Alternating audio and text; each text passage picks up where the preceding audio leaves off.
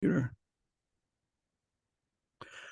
So I'm joined here early in Singapore here with James Parker, who was originally from the UK but now lives in Australia.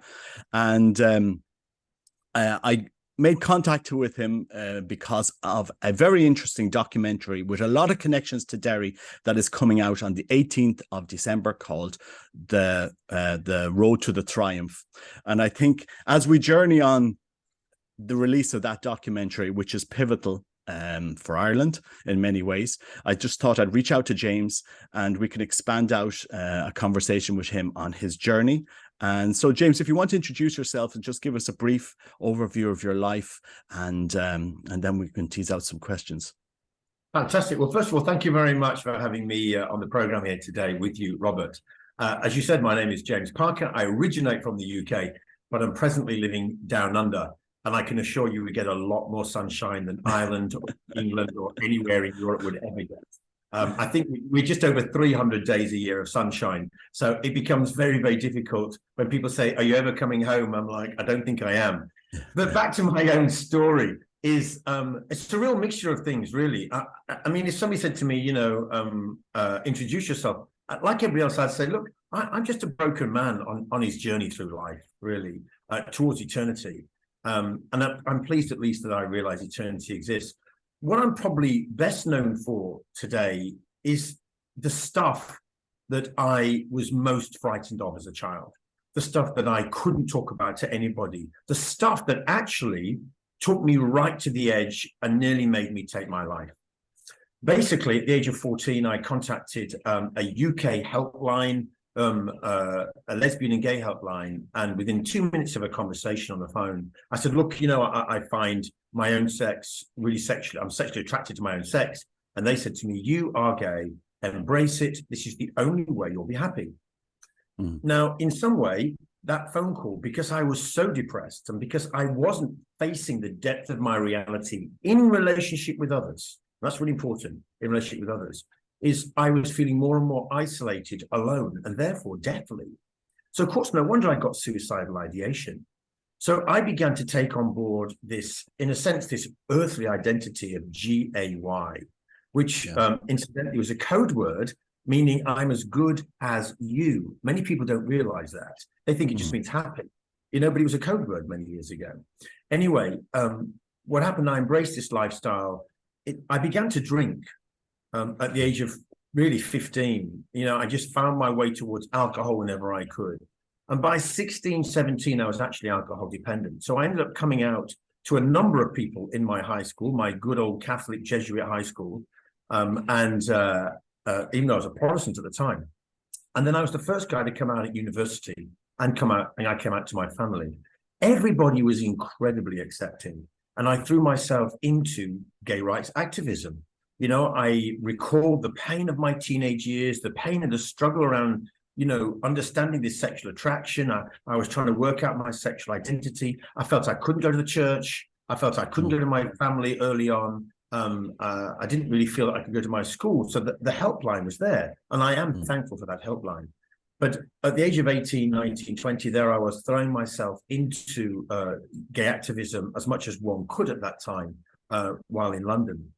And I, after a time of some promiscuity, welcome to the gay community, I actually settled down with my long-term boyfriend. And he ticked all my boxes. I mean, he really, really did. And it wasn't that I wasn't going to church. I was still seeking the face of God in the midst of all of this. And then I had the opportunity to attend something called a Life in the Spirit seminar. I didn't really know what I was going to be honest with you. But I did make a prayer of repentance. I said, Lord, if anything stands in the way of your divine love, I want it removed. I want to be loved by you in the way you ordained and designed me to be loved by you. I have no idea what the decision would bring about in my life. And it basically took me on the most crazy journey, because what happens is, of course, even God's foolishness is greater than man's greatest wisdom. And so as I began to learn, and it was a real journey of learning, to still my soul like a well-fed child, as it says in the Psalms, I began to still myself, and I began to taste of God's presence. Now, remember, I'm still a Protestant.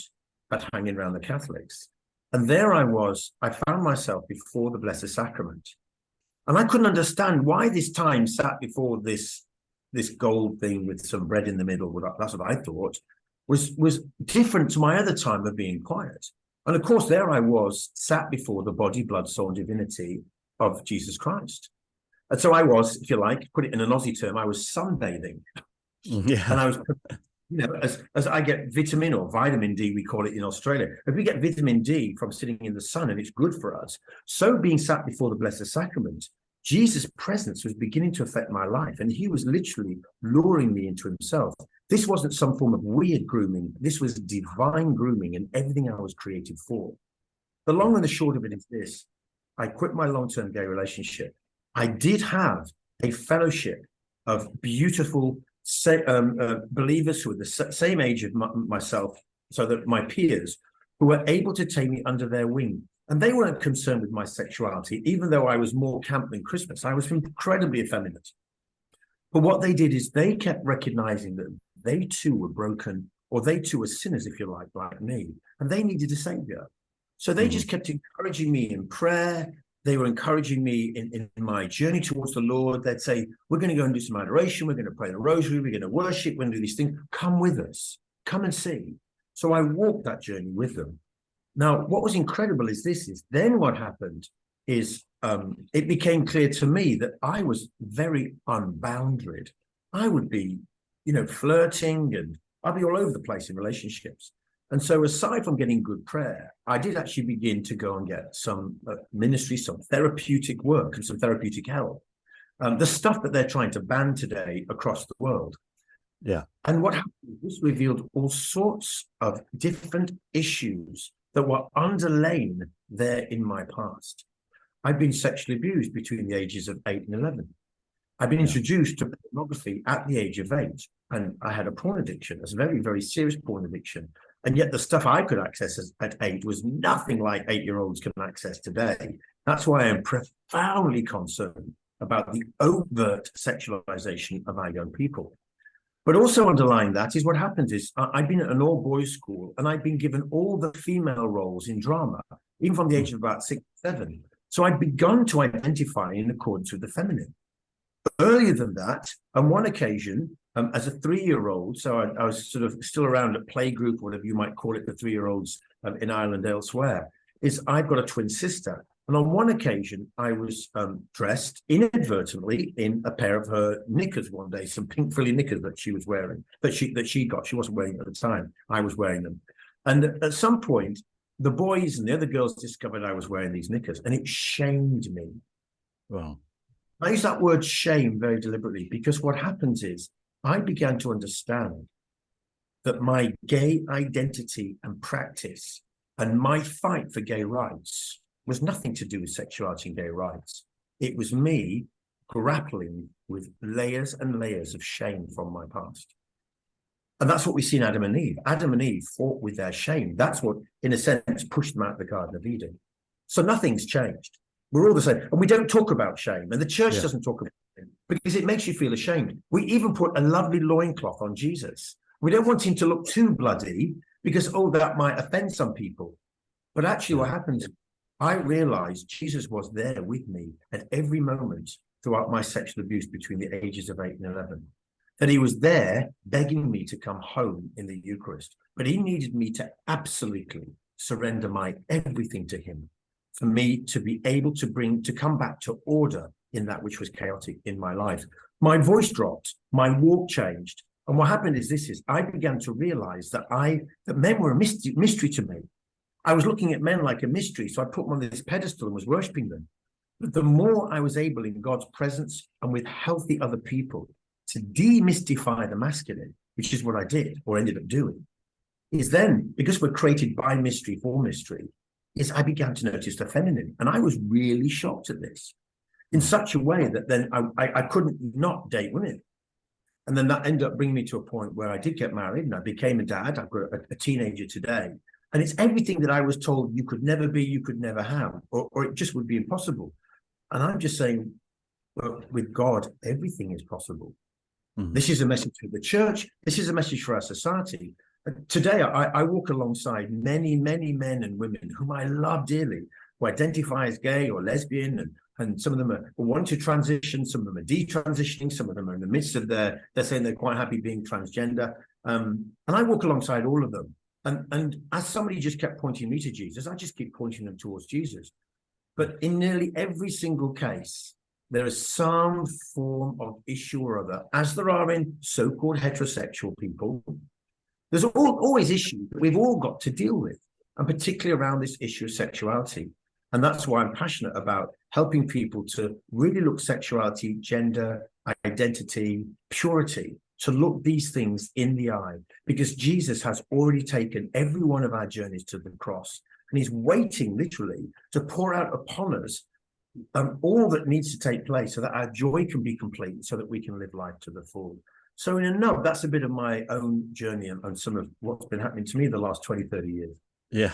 And if anybody wants to hear more about James' story, I'm going to link some of your videos that longer talks that you've given on YouTube, so that people can listen to them and get a bit better idea of your story. I suppose I want to tease out some issues here in the church, because at the moment what we're seeing in Ireland, and sometimes among the clergy and in other areas, is an incredible immaturity among men, that they're simply not able or not willing to talk about these problems, and they brush them aside, they cover them up, and then when they come out, that such and such has done this, they say, well, how could this have happened, and so forth. And the thing is, if we don't deal with problems, they grow, they consume us, they take over. And it's time now, especially for the Catholic Church in Ireland, to tackle these problems and to talk about them. I mean, a few weeks ago, during the monkeypox infection that was coming into Ireland, there was a picture of a guy in Germany with no nose, because the infection had caught on his face, and I put a post out saying it would be opportune and good if gay men refrained from having sex during this the so-called pandemic of among them. And I got a lot of criticism for making a valid point.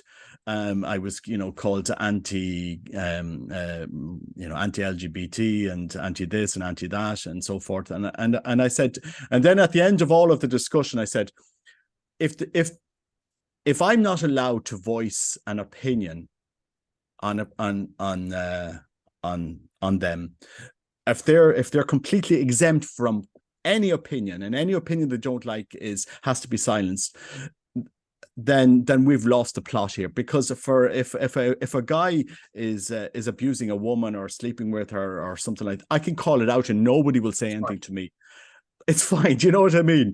It's fine to call out what's wrong with straight men. But it's not fine to have an opinion or to discuss anything in the LGBT community, because you're saying no. If your opinion doesn't match what we have already determined, you can't say it, and that's not a healthy discussion. Because what we're seeing, it's not at all. And let me tell you this: there are many people in the LGBTQ community who themselves feel exactly the same way as you. But what happens is because they want belonging and need belonging, and often don't find belonging elsewhere, they keep their mouths shut as well. But I would say possibly, it's very difficult to determine these numbers, even though we have statistics flying out all over the place. There's so many people who just say, oh, I totally disagree with what LGBTQ ideologues and protagonists and leaders turn around and bark across mainstream media all the time. There is a narrative out there that is very, very deliberately out there to oppress. This is what I learned in the late 80s about the whole thing of gay activism, is we shout and we shout and we shout. It's like a kitten with a megaphone, but it can sound like a roar. So what happens is everybody stays silent. But in some way, there's a need for a Moses to walk back into Egypt and to call out things for what's really going on and saying, no, people are in slavery. They shouldn't have to stay there in slavery. And if you don't want to have a robust discussion about something that is so meaningful to the essence of people's lives, what are you hiding, or what are you so frightened of? Yeah. Because you know what? I have been on radio stations and I've talked about the mental issues that many of my LGBT friends have. I've talked about the physical issues, the emotional issues. These people are in pain. They're my brothers and sisters. And then what happens is some leader from the LGBT community turns around and contacts the radio station and says, you better withdraw that. Otherwise, basically, we're going to hammer you. Yeah. Yeah. And what happens if he goes, oh, let's get frightened? I'm like, no, we need to talk even more about this. This is my brothers and my sisters who are hurting. And anybody who gives even the slightest concern for the LGBT community needs to wake up, and realize our brothers and sisters are hurting. And they've got every right to be able to make a 360 fully informed decision about any aspect of their lives. People have called me homophobic. They said to me, oh, you're anti-gay, you're anti-this. I said, I'm nothing of the sort. In fact, I continue to go into Christian schools and say to the staff, listen to your students. If they need to come out and say, I'm experiencing same-sex attraction, listen to them. See how courageous they are at 13, 14, 15 to say this. But also tell them they've got a lot longer life left in front of them to be able to still discover things. Stop putting them into boxes. Stop shutting the box on them. We should stop shutting the box on each other. But what has happened is, I'm putting it bluntly, the church in some way has gone back into Egypt, and it's tried to make an understanding of human sexuality and of our dignity, you know, and of, in a sense, the divinity with which we're called to be holy as your heavenly Father is holy. We've turned around in some way, we've got rid of that, and we're trying to do it according to the world. Yes. Done that. They've gone off after 25, 30 years of ministry, and they've gone to some place in the US, and they've come back and said, oh, I must be gay, or I'm gay. And then suddenly this has shaped the rest of their ministry. And they're turning around saying, oh, well, if that's how you feel, you have a sexual need, so therefore get on with it. And they don't realize that they are slowly but surely, in many cases, but in some cases quite rapidly, they are literally bringing about a hellish toxicity to the soul. They just are. Yeah. I realized I was created to love men and to be loved by men in a non-erotic way. I enjoy that to the full today. I love it. Yeah. That's what gives me, in a sense, I don't know, people say you've got a gravitas and a confidence in the way you tackle these things. I've learned to find that courage from a guy who was a very, very scared and suicidal teenager, because I realized that there was layers and layers and layers of shame that nobody was dealing with. I managed to stumble into a pathway that brought about and is bringing about what I regard as a fullness of redemption. That is the church's responsibility. That is what the church is called to do. It's got to stop playing games and entertaining Egypt, and it's got to understand that it may need to go into a wilderness for a long time, but it must hold on to what is true. Yeah. Yeah. And to any of our listeners here, when we just want to be clear and reinforce the church's teaching that when we make an opinion here about the LGBT movement, we're not talking about specific people. We're talking about that movement and what that movement is pushing on the individual person. We never ever cast judgment. We never condemn them. We never make homophobic comments towards them or deny them services. We are talking about an ideology here. And if this ideology is exempt from criticism, then it's a very dangerous ideology. We wouldn't. That's right. And not just that, particularly when it turns around and it takes away basic liberties of speech, of association, of therapeutic choice. For goodness sake, a 30-year-old man can't make his own therapeutic choice. Yeah. You know, I mean, you know, we're turning around believing that even 7 and 8-year-olds, you know, they can make a choice about what body they're in and what pronouns they want, what name they want. You know, if we're not careful, we are becoming more and more and more sick as a society. Yeah. And that means that those of us who've in some ways walked that journey or have understood the journey that needs to be walked, we need to speak up and speak out more clearly than ever. This isn't about being against anybody. We always, you know, engage with respect, with compassion and sensitivity. Exactly. And I want to say to any listeners there who perhaps, you know, are struggling with their sexuality, particularly if you're a young person, you are loved. God can't not love you, but be careful that you don't push away his love And be careful you don't turn away from the light, that all you'll see is darkness. And therefore what happens is you will stumble across the path. Come back to the light. That's what life's about. Yeah, yeah. I mean, it's and I suppose this is kind of key in Ireland at the moment, that we get men talking. Irish men are notorious for not talking. We had the event in Derry, and so many men reached out to me. So many men that hadn't been to confession in years, that had problems with different areas, and Satan wants us to keep our problems in the dark, to not discuss them, to not talk about them. And I suppose we have to list out all of the areas, all of the problems that are impacting men. And this is a problem that's impacting some men, and it needs to be talked about and discussed.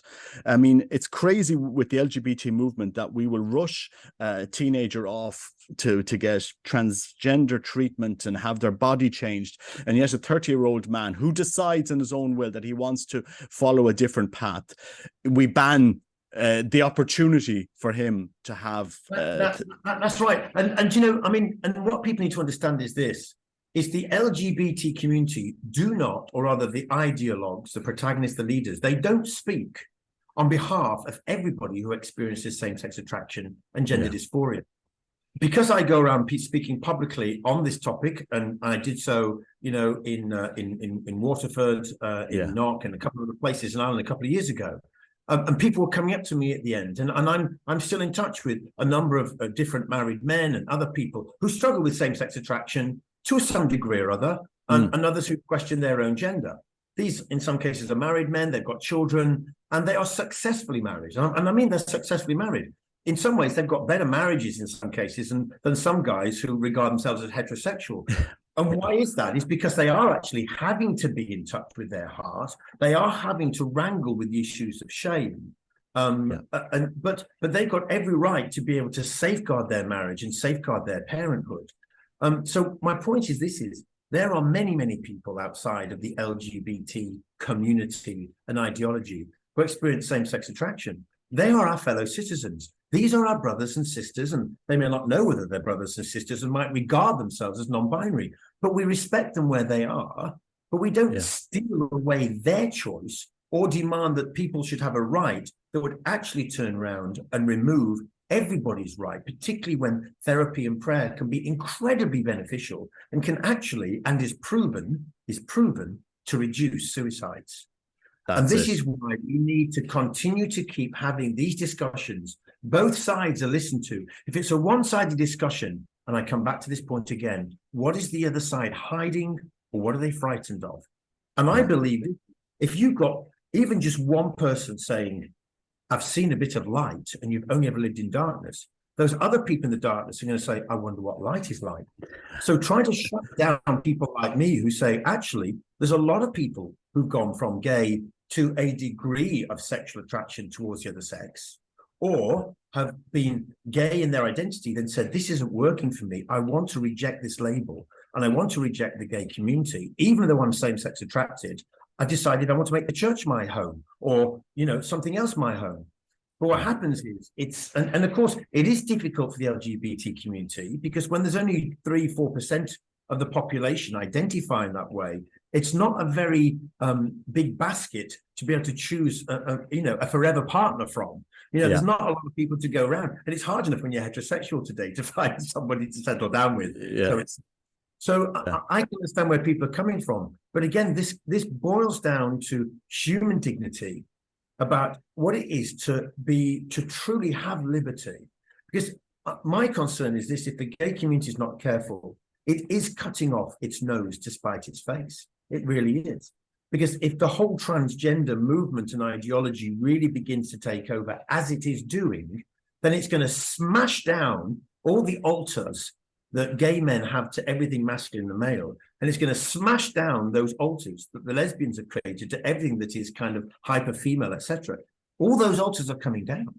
And the people who pay the greatest price is not just the heterosexual community, but also the lesbian and the gay community. And that also means if children can make decisions around sex, guess what the future might hold? And this is why we have to be able to have robust and very, very honest discussions about sexual attraction and human sexuality. And the church should be taking the lead. Because if we truly believe in the cross, then we know and we're confident that Jesus has taken everything that happens in our society now and in the years to come. It's all been taken to the cross and it's all been resurrected. Yeah, yeah.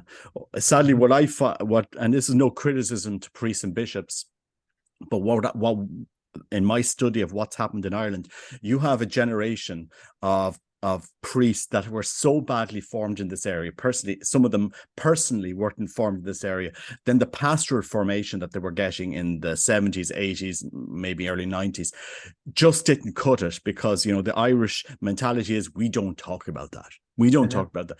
And so we were letting people take their lives because we didn't talk about it. And when they did start to talk about it, we didn't have the tools to actually have a discussion here. And as I said, I want to reiterate, guys, anyone listening to, we're not attacking people here. We're attacking a system that is destroying people's lives. And the LGBT community must be open to criticism, like, you know, the prostitution industry is open to criticism, or your men that are abusing women. This is the discussion that. And I mean, look, you know, I realize, I have no right to tell anybody what to do with their lives. I can propose things, but I can't impose. Yeah. Exactly. You know, and therefore I seek to propose to others, and that there should always be choices. You can't shut down choices for people. You know, It was proved there was some research released on the 3rd of August 2019 by Science magazine. The 3rd of August 2019 by Science. And research was done on 490,000 people, nearly 500,000 people. And they came out that the research showed there is no such thing as a gay gene. That basically environment and what happens to us emotionally deeply, deeply affects human sexuality and how we see ourselves. Well, that research is there. I mean, there's lots of other research, but 500,000 people's quite a lot of people to do research on. And therefore, people have got a right to be able to access, not just in a sense what conscience has been saying for years, but science backs that up as well. Yeah. You know, I mean, as I say, I almost on a daily basis talk with my friends who identify as gay, particularly that I deal a lot with gay males more than perhaps with lesbians. But and I don't even like that terminology, because each one of these people is a unique, beautiful individual with their life story. So they shouldn't even be labeled and put into boxes. None of us should. We've all got unique thumbprints and irises. God's made us to be unique, to be enjoyed for the unions of who we are. And if we're not careful, we're moving with different ideologies to try and actually cut the corners of that which is beautiful and unique about each other as individuals. But we must have the freedoms we must have the freedoms to be able to explore and to ask some of the deeper questions and to find answers to those questions. And you're right, what's happened is because of weak formation, and in some cases, really quite appalling, bad formation, quite toxic formation, we now have a number of good men who are priests and bishops, but they in and of themselves have not been well formed. And therefore, they don't have the vocabulary, they haven't got the depth, they haven't got the insight, and therefore they're likely to be frightened of being able to go near these topics. And it's really, really important, therefore, that many of our younger priests today are not frightened of standing up and beginning to really address some of these issues and to begin to wrangle with them at the very, very core. And particularly with what the gospel says about this and the role of the sacramental life in the midst of this as well. This is so important. You know, we cannot veer away from the fact that there are robust truths that have kept our society healthy for literally millennia. And if we push those out of the window, then what happens is our culture, our society will crumble. That's been proven to happen. There was an anthropologist called J.D. Unwin who back in the early 1900s wrote a book called Sex and Culture. And what happens is his research of many, many cultures across the world show that if you have two generations that stops honoring the covenant relationship of intercourse between a man and a woman within marriage, and you let anything else begin to invade or pervade, if you like, society, he said, your society will, within 2 generations, will crash. And I think we're beginning to see that in the Western world. Yeah, when I was doing my research on all of this, because you know, I have a very difficult childhood, and no disrespect to my father, but you know, he had many problems. And talking with other men and reading on this, all men, we're all called to be fathers. We're all called. That is what we're designed for. That is our very core is to be a father. Now, if you don't have physical kids, you're still called to embody that Absolutely. father in your That's right. relationships, to help others, and it's our. And once you start meditating it and understand, Christ, who came to bring us to your father and my father, as he said after the resurrection, he's our brother. He's the example of, nobody comes to the Father except through me. He's the example of bringing us. That's right. And this whole mission, this whole vision of what we are supposed to be as men is not discussed. It's not taught. It's not, it's not even embodied in some of our church leaders.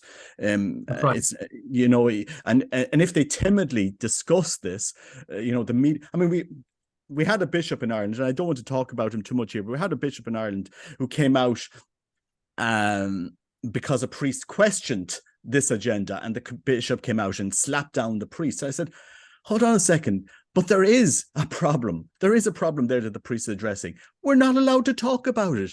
And we don't have, the very people that are supposed to help us in this are not willing to step into that conversation.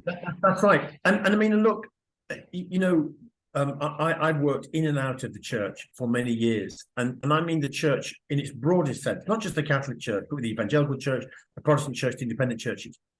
And because I bring up topics of abuse and pornography and fetishes and all these different things, ultimately, if people can get me one-on-one, they'll start telling me their story.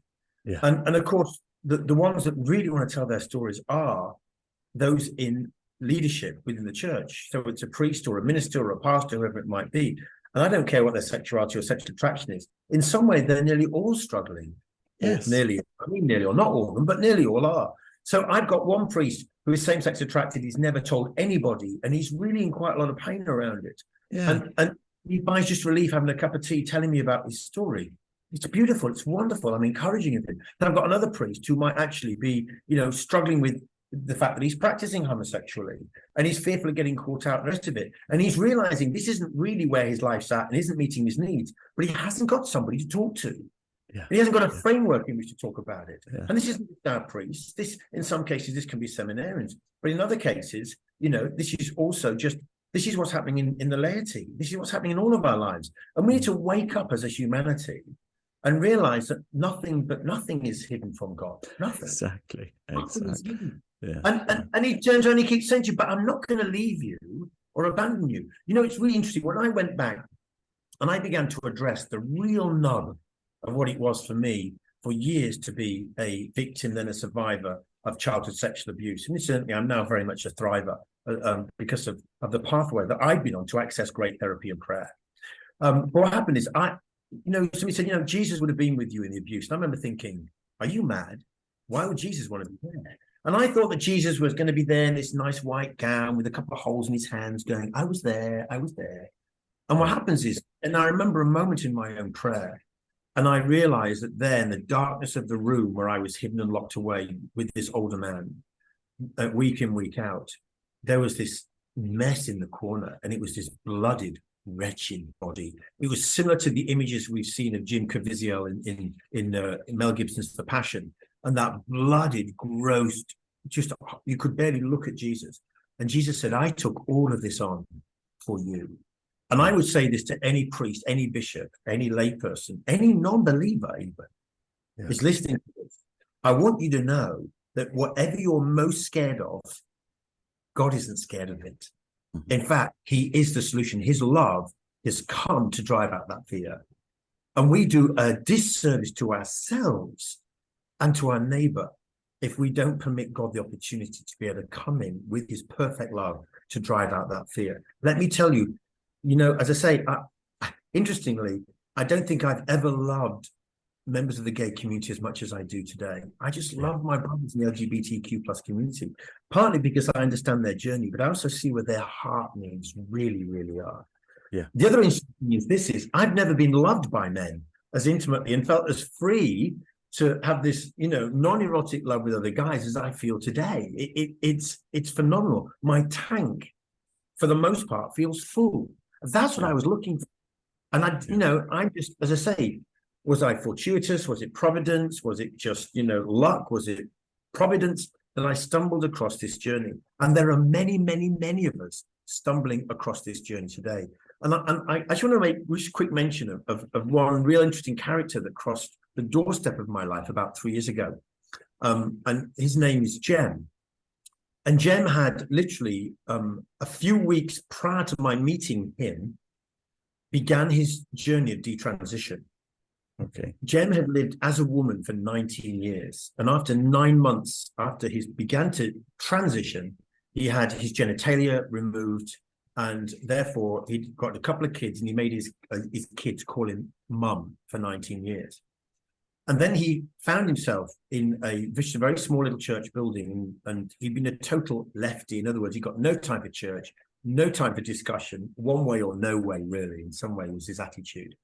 And he gave just a nanometer to God to be able to kind of, he spent to think about God. So, well, God, if you exist, maybe you should show yourself to me.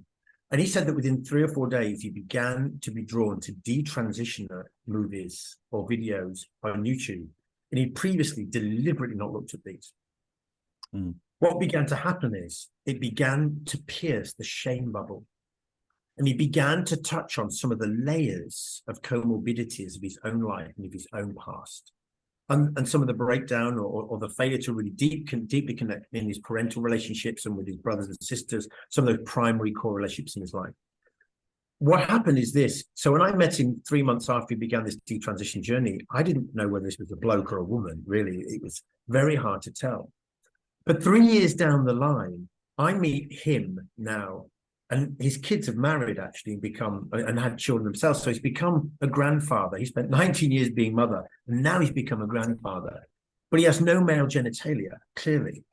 But this man is so open to the Holy Spirit in his life. He is so passionate and diligent about what it means to be robust in understanding the church's teaching and to be honoring of a sacramental life, what it is to engage with the sacraments. This man has become one of my heroes. He has got a robustness to his masculinity that very, very few other men I meet ever have. He has no penis. He has no testicles. Yes, I just use those words. And I'm not frightened of it. He hasn't got them, but he's got the masculine spirit within him. And we need to go back and realize that in Genesis 1, God creates us on day number 6, but we're not physically created until Genesis 3. And we must remember that masculinity goes back first and foremost to the spiritual. And I call bishops and priests back to understand that. And for lay people to understand, this isn't about tattoos or muscles or what car you drive or your job. Nothing about that. If you are XY chromosome, you are male. You need to go on that spiritual journey to understand that every good and perfect gift comes from God. And that as men, we need to learn afresh what it means for iron to sharpen iron and for one man to sharpen another man, as it says in Proverbs 27. Yeah.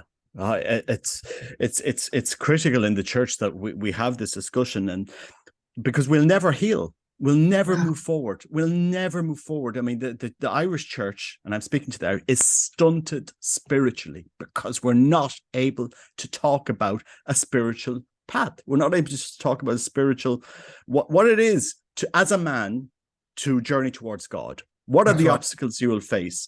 What are all the obstacles you'll face? No, we'll talk about these obstacles, but we're not going to talk about these obstacles because these obstacles, we don't want to go in there. And like you said, what does it mean to have a body? What does it mean to be in the flesh? I mean, we know that people can be cut off from their minds. They can be cut off from their hearts. But the one thing you can't go anywhere without is your body. Yeah. And that's why theology of the body is so important. We need to make theologos. We need to make God sense of the body. And if we listen to the world and the world's agenda, we'll make nonsense of the body. Yeah. And church has got to step up to the mark and help us, particularly our young people who are suffering desperately with body dysmorphia. Yeah. We've got to help them make God sense of their bodies and of the soul that dwells there in and around the body. Yeah. Are you stuck for time, James, or are we over? Or are you still? I can do another 20 minutes if you want. 20 minutes, yeah. I just wanted to touch on some topics that I'm noting in the church, especially in the traditional movement. Now, I love traditional Latin Mass. It's very, very dear to me. But I think it's important also for Catholics to realize men, sometimes hide in certain areas in the church. And one of them that I've noticed is the traditional movement.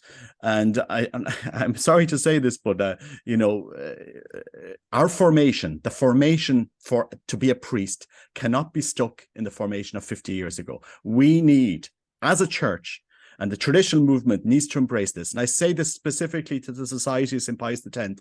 We need to embrace not a modernist formation, but a formation that completely forms the man today. Because otherwise you put him a holistic formation. Because, I saw a young priest, a Society of St. Pius X priest. The poor guy, he went through formation, came out, had a crisis in his priesthood, left the priesthood, left the faith. I mean, it doesn't need to happen like that. And we need to change priestly formation. It has to happen. And I'm calling specifically out traditional movement, because there is this temptation that everything is rosy there, and because in the other seminaries things are gone bad, but like it's the devil knows where to get a foot that's into. right. And let's be honest, what happens is that the devil will have us worship the things of God rather than God who gives us things. I mean, God gives us many, many things, whether it comes to devotions, when it comes to sacraments, when it comes, we all have our rituals in life. If you don't clean your teeth, if you don't wash your clothes, if you don't, take a shower, then what happens? There's a consequence to not fulfilling those rituals. So rituals are important, but the rituals exist because what happens is they also help us in relationship. Yeah. And Jesus came that we would have relationship. The reason he meets the Samaritan woman in the midday sun is to restore her back into relationship. That's why he's there. He's not frightened of turning up as a Jew before a Samaritan woman who's had lots of men. He's still living with one. What happens? He's about restoring her back to relationship and saying to her, basically, you're right to reject religion if it's going to stand in the way of you having relationship. Let's remember that word religion means to be bound to. It means to be bound. Now, we can be bound, as I say, to the things of God, which for a time might make us feel great and feel close to God, rather than being bound to the God who gives us everything that we need. Yeah. And that is the difference. And so what happens is this, and again, seminary life, particularly, people go in. I've lived in the grounds of a seminary for 3 years, and I lived in Rome. And I watched this happening time and time again to all my peers. And of course, I was working really in the corridors of power in the church. So I hadn't got a ladder I was trying to climb. And somewhere I got put into the top. I just descended, really. But I watched these young men trying to become something. These good, wholehearted young men looking for the Lord. In some cases, a number of them were fatherless boys who were still trying to find daddy. And they wanted to do something good for Father God. And therefore, they weren't willing to look at some of the deeper aspects of their sexuality. And either they got ordained and then left afterwards, or they just caused a hurricane and havoc sometimes inside the seminary system and got kicked out or had to leave. And that in and of itself is a shame, because it means that they weren't taken seriously at the very beginning of their journey, because the insight that was necessary even to be able to pre-select them wasn't happening. Yeah. And therefore, they entered into a system that gave them, in a sense, a stroke that made them feel better. They were being God's boys or God's men and all the rest of it. But deep down, there was still a divorce, a great divorce happening between their own heart and the heart of their everlasting loving Father. They hadn't understood what it really was to have Jesus as a brother. So it's not, so in other words, they've run after the bathwater and forgotten the baby. Yeah. Or what happens for many others, that they throw out both the baby and the bathwater. And all I'm saying is, learn what it is to be in relationship with the baby. Get that bit right. Everything else makes sense. Otherwise, all the beautiful symbolism around us that the church offers actually can be something that makes confusion happen. Symbolic confusion becomes the way we live our lives, rather than having a sense of that holistic symbolism that causes deeper and deeper into that unquestionable heart-to-heart loving relationship through Jesus with the Father in the power of the Spirit.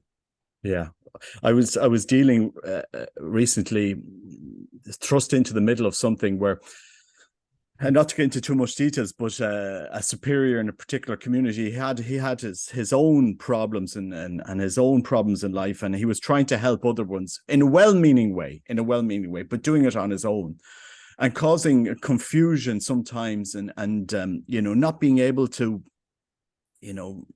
do what he wanted to do.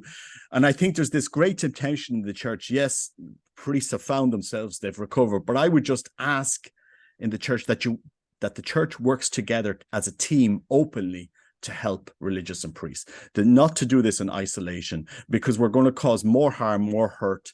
This has to be done as teamwork now, and not in isolation. Because as I said, people can run off to a religious community that they think is going to help them and save them, but unless that religious community is profoundly rooted with a good team of spiritual fathers to hold each other to account, it's going to collapse. It's going to fail. That's right. And I mean, just a few weeks ago, prior to this recording, is some of the headlines was the Pope is saying even priests look at pornography, even nuns look at pornography. Now, if we can't even face critical issues within heterosexuality or within those who are other sex attracted, then of course we're not going to be able to go towards things that are same-sex attracted. Or we believe that the LGBTQ plus protagonists and ideologues have the final say on things. They don't. They really don't. And certainly not for the majority of people who experience same-sex attraction. And literally, my heart goes out for those different bishops or people in positions of authority in senior leadership, a number of whom I already know, who really struggle in this area. And I'm not talking about lifting the lid on things and everything, your dirty laundry into public. That doesn't help either. But we have to be able to provide spaces and places where people can talk. Robert, another issue, and I'm going to bring this up if you don't mind, because this is something that if it's not already in place, it's going to be on our doorstep in a few years to come. And that is the fact that I'm now dealing with more and more young men. I've only been dealing with young men up to now in their 20s who are deeply sexually attracted towards young children. They've never acted on this. They don't want to act on this. They're really looking for help.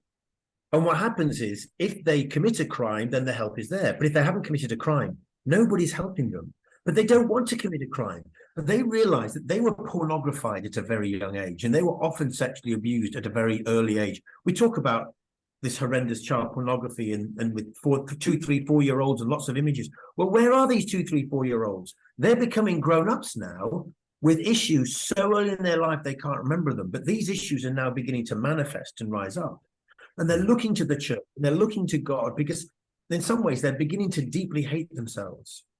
And all I do know is this is working with a number of clinical psychologists who are, very trained in this area. They're saying the issue isn't so much adult on child sexual behaviors today, but teenagers moving towards smaller children because of the extent of pornographication of our young people and society as a whole. In other words, there are other key issues here that we have to start looking at if we take the gospel seriously. And I remind listeners again, Jesus has already walked this pathway. He's already brought about and paid for through the resurrection everything that we need. Yeah. And therefore, I can't encourage our leaders enough to be able to do something about this. I would love to see Rome wake up a lot and say, actually, we may need to be able to have a small private setup that's going to be there for people to be able to turn around and say, this is what's going on for me. When I have somebody in church leadership turn around to me and they share their story, I say to them, I am so proud of you. You've been carrying this pain for a long time. And you know what? There's always tears. I go, yeah, I've been on my... I've hated myself, but I'm just trying the best. I said, I know. Yeah. Jesus loved you all the way through, but you haven't known how to love yourself. You haven't known how to love yourself. Yeah. And you've lost what it is to love yourself, and therefore it's been really difficult to love others. They've gone, yes. Yeah. But there's no wonder people outside of the church often, very rightly, turn around and say they're hypocrites. And I say, well, you've got a good point. To some extent, we are. But not everybody is hypocrites. And the gospel itself is not hypocritical. And Jesus hasn't changed. Yeah, it's a very good point. And I feel the Holy Spirit was inspiring me to bring specifically that point up. Because as men, if you're not able to talk about everything that's impacting you, what you cannot talk, what you feel you cannot talk about, is going to consume you. And we live in a world that's so overly sexualized now. I mean, just on a touch of a phone, you can have images on your phone, and you're bringing this up. If we have teenagers now, and this is happening, we know this, that are so overly sexualized, what is going to happen to these men in their 20s and in their 30s? And when something comes out that they were caught looking at this or caught for that, and we just demonize them and say, oh, that's horrific, I would never do that. Hold on a second. We have a responsibility as a society to form good men, to form them as boys, as teenagers, to form them to respect their bodies, to respect others. That formation is not happening. It's not happening. No. They don't want to have a discussion on pornography. You know, people think, you know, our sexuality, you know, can be deformed. It can be deformed in so many ways. If we could have deformations in our body, in our sight, in our hearing, in our taste, in our feeling, in our, you know, all these different physical deformations, why are we afraid to talk about deformations in our sexuality? And there's conversation is simply not happening, and the conversations have to happen. Otherwise, we will not heal as men or as a church. Well, it's just we won't just not heal. We will self-destruct, and we will destruct everybody else, you know. And as I say, I appreciate the fact the LGBTQIAP+2S community exists and the rest of it, and that is a choice for some people, and I choose to respect that choice. I choose to respect people in that choice. But you can't tell me you can't turn around and have other options for people when you clearly can. You know, I mean, I often have dinner for a number of people sat around my table who some have never entered the LGBT community, but they're very much same-sex attracted, and fully so. I'm quite relaxed in that, I have to say, as well, and I'm really pleased about it. There's others who've left and they've been really, really badly wounded, and they need a place to come and heal. I've got others who are questioning whether it's quite for them and not for them. You know, I've got others who've never had a same-sex attracted feeling in their life. They've never had a gender dysphoric feeling, but they've been so riddled with poor sexuality and poorly lived out other sex attraction that they want to find a place to come and sit at table and talk about their other stuff. And they want to learn from people who are same-sex attracted. So this isn't about even which box you fit into. This is about, will we come together as a community and be honest in the light of Christ and talk things through, recognizing that we may never fully complete this journey, but we can at least enjoy going on that journey together. We can learn, as I mentioned at the beginning of this program today, we learn to still our souls like a well-fed child, and we keep pointing each other to Jesus without putting a label on top of each other, without putting each other into a box. We turn around and say, can I share some of the shame of my reality and what's been there, so that Jesus can lift that layer of shame from me and I can find more order where there's been chaos in the past. That is our inheritance. That is our birthright. And I'm not going to shut up about it till the day I die, even if I have to take a bullet for it. Because being on this side of the fence it's beyond words. It's beyond belief. You know, I'm still a broken man on that journey, but I never thought I could be where I am today. And I've got a whole entourage around me and in countries across the world who share this same story. And this is the good news message that's got to come out around human sexuality, around the dignity of who we are as human beings. Yeah. I'm not going to keep you further on, but I think we can expand out maybe a second interview in a few weeks to see what the comments come in and what we could tease out. And because this conversation has to be had, and to any men listening, or any women listening, anybody listening to this conversation, if you need help, if you need to talk to somebody, reach out, talk. This is the way we move forward in a spiritual life, is talking, is dealing with our issues, not leaving them parked aside, especially to priests, seminarians, or even bishops. Right? If you need to talk about stuff, talk about it and move forward, but don't leave yourself in suffering in the darkness. You know, Christ wants us to be our authentic selves, and he wants us to move us forward. He meets us where we are. And you know, and again, one of the topics that at some point needs to be covered somewhere and in depth is the whole issue of women and pornography. because a third apparently of hardcore porn consumption today is by women and by Okay. younger women. And so for them to be able to go to the confessional, for them to be able to go and talk about this stuff, it takes incredible courage. I deal with many women who are struggling in this area. And what happens is if the priest doesn't know how to talk about this stuff, even the man, and he hasn't got formation himself and understand who he is as a man, even in the presence of women in the confessional, what happens is often many priests are just making a real mess in the confessional, further wounding women who are trying to find the healing touch of Christ. So that's just another to throw out there. Yeah, and on a side note, that can happen. Many men have reached out to me. What priests have said to them in confessional. Some men know what's a sin, and they go to confession. The priest, and well, actually, that's not a sin. And I said, hold on a second. Yeah, I know it's a sin. My conscience is burning. Yeah. And men have actually left the church. I mean, there's a Joseph Schoenberg. I mean, he's actually left the Catholic Church. The way that the church affirmed him and affirmed his lifestyle and so forth, and he just couldn't handle it. And we need to have clear teaching on what it is to be, what is sin, what is not sin, because the church is in such confusion at the moment. Well, I mean, in some ways, what's happened is this is why I keep coming back to the love of God, because the love of God is represented through his mercy and his forgiveness. And what's happened is in some way we have one side that wants to say truth, truth, truth, and the other side wants to say, oh, God is merciful, merciful, merciful. The two have to come together. Yeah. We can't not speak the truth, but we can't just speak the truth at people and bark it at people's lives without providing them with an ocean of mercy. Exactly. And those two go hand in hand together. It's like providing the ocean and the rudder on the boat to be able to make the journey. Yeah. A rudder on an ocean is not much good, and a boat just on an ocean with no rudder is no good. You need all three of those things. Yeah. Thanks, James, for your time. And I'd ask people to leave their comments below, and so that we can, if we're going to have another interview, we'll be able to tease it out. But on this, you're part of the documentary that's going to be released on the 18th of December, The Road to the Triumph, which is very much connected to Derry. So in some way, you're very much connected to the Derry earthquake. And I would just want to reiterate, there is no problem a man cannot talk about with others. There is no problem that we cannot talk about. And we need to address every single problem that's impacting lives. When I was brought to Derry, I was brought to that bridge that they walk across every day, praying the rosary.